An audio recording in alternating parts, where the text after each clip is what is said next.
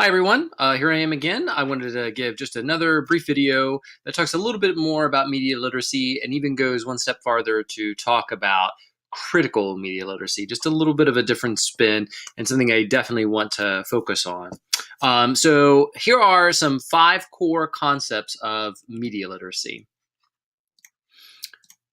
The first is to understand that all media messages are constructed. And basically that means somebody has thought about this movie or book or whatever media it might be. They have thought long and hard about how this is going to look, how it's going to function.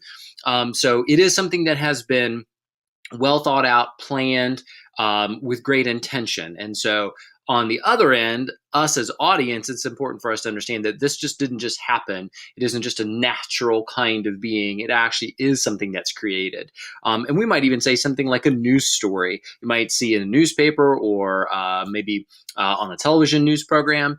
Even though we tend to think of that as being just a pure representation of what happened out there in the world, actually people have long thought about exactly what they want to cover, what they don't want to cover, and how it's going to be covered.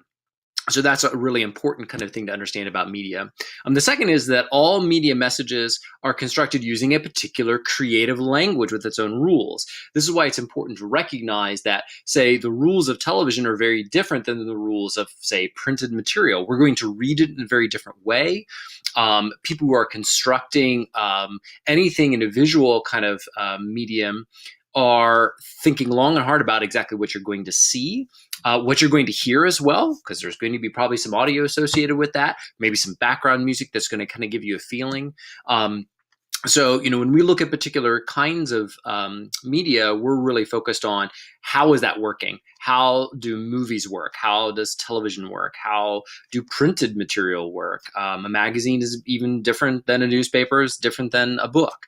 So we want to really pay particular attention to how those things are using a particular kind of construction or language. Sometimes people even use the term grammar, which again, I know people don't like that word grammar, but that's just like the rules of like how something is functioning. And so it's important for us to understand those rules. Third point there, different people experience the same message differently. If you and I were to watch the same, television show or watch the same movie, you and I would probably get different things out of it. That's just because we're different kinds of people. That could be based on all different kinds of reasons. It could be a difference in our age. It could be a difference in our life experiences that we had. It could be very different because maybe, say, I'm a male and maybe you're a female. And so there could be lots of different reasons why different people are going to see the same things very differently. So we should keep that in mind. Like just the way that we get messages out of a particular show might not be the same way that somebody else does, just to kind of keep that open. Fourth, media have embedded values and points of view. Oftentimes, when we think of them, maybe an advertisement where somebody's trying to sell us something, obviously they're saying, this is a great product. There's a lot of messages that are very direct. Sometimes they're very subtle. Just the kind of mood, the kind of feel that maybe you kind of get from something. Those are things that we really want to pay attention to. In part because, they might not go unnoticed. I mean, that just might just kind of stick in the back of our brain. And the next time we experience something, we just kind of have this automatic reaction to something and think like, why do I think that that's good? Or why do I think that that's bad? It might be because of all of the messages that we've constantly received through the media that we've consumed. The last point is that media messages are often organized to gain profit and or power. And maybe we think of that first off when we think of advertising, of course. They're out to gain something, right? They want to make a profit by selling us something. But also we'd have to understand that, oftentimes media are presented or created in terms of making a profit. This is how maybe an author makes their living and publishers who make their living. So all of those things are actually kind of behind each of the media that we consume. And, there's lots of different things beyond advertising where people are really interested in gaining profit and or power as a result of sharing that media with us.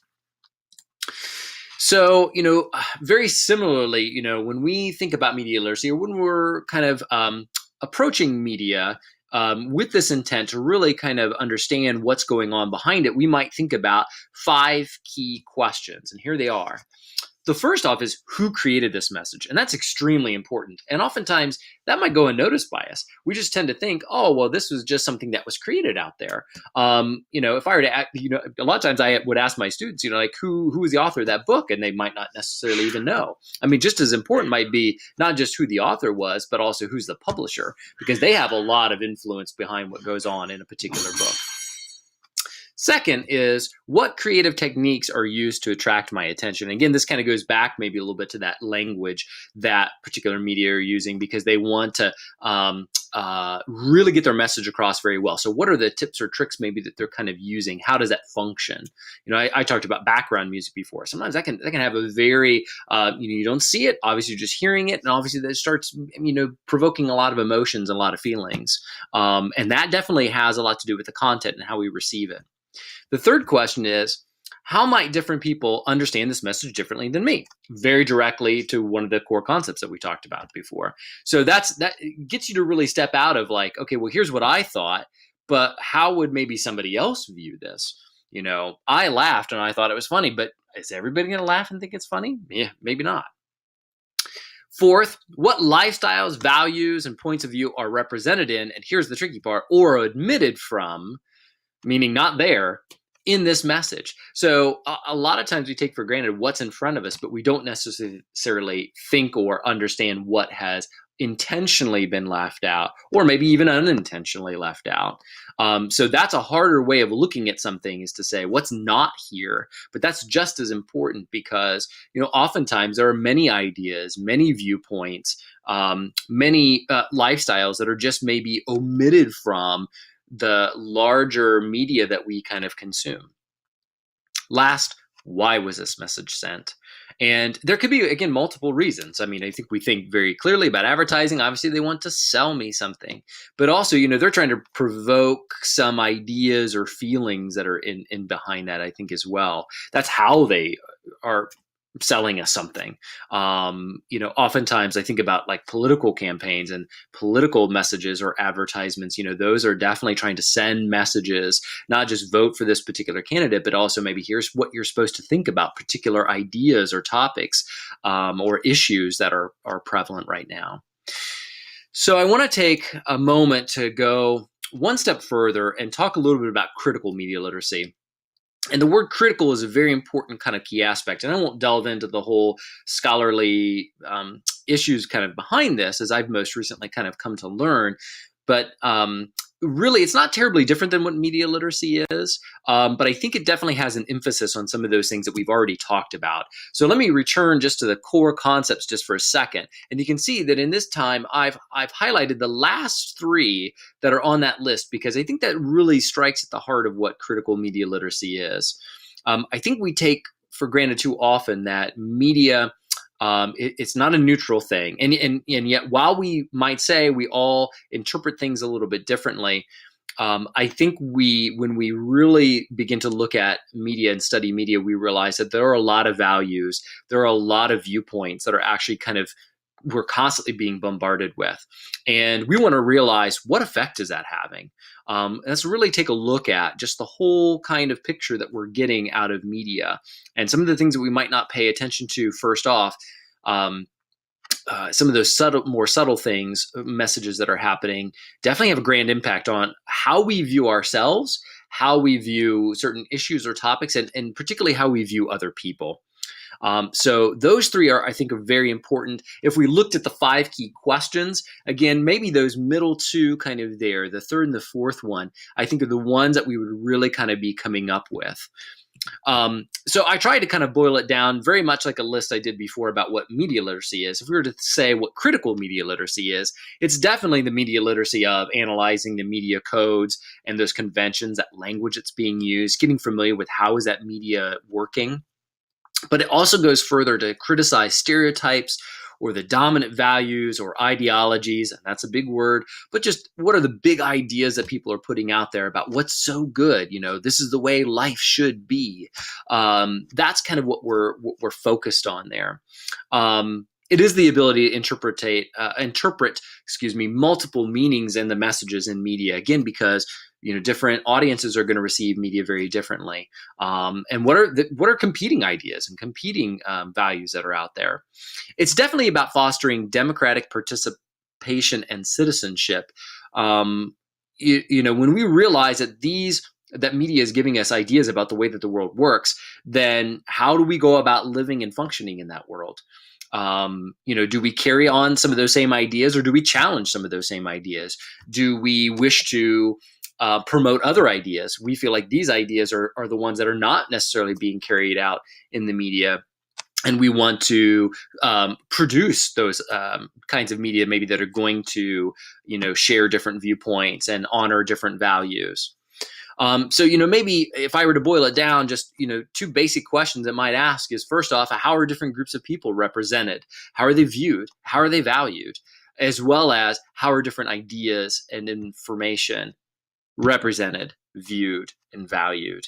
So, I can tell you from my own personal experience, I think back about when I was, a young person growing up in a very small town, a rural area. We were probably well removed from a lot of, other different groups of kinds of people. It was very, very similar. Lots of people had the same kind of religion. We're all white. The ways in which I learned about the outside world before I traveled, before I went off to college, was primarily through the media. I think about that probably definitely presented one view of the world, and definitely only one view of the world.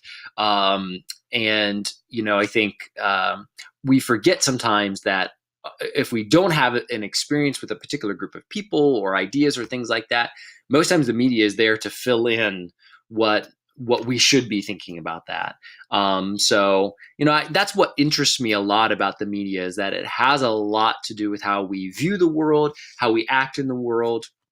And until I think we really sit down and kind of focus on, boy, what messages is it giving me, and how am I interpreting that? And boy, there could be other ways maybe of viewing the world and seeing the world, and getting to know people better personally, rather than just what was constructed through a television show or a movie or things like that. So there's just a little bit about media literacy again, and particularly critical media literacy, and hopefully some of those key questions and core concepts are going to kind of carry over. We've got one last activity to do. I hope you'll do it with me, and I'll do an example of maybe selecting something from our media diet and really putting it to the test, giving it a good examination using these guidelines. So thanks for watching. We'll talk to you again.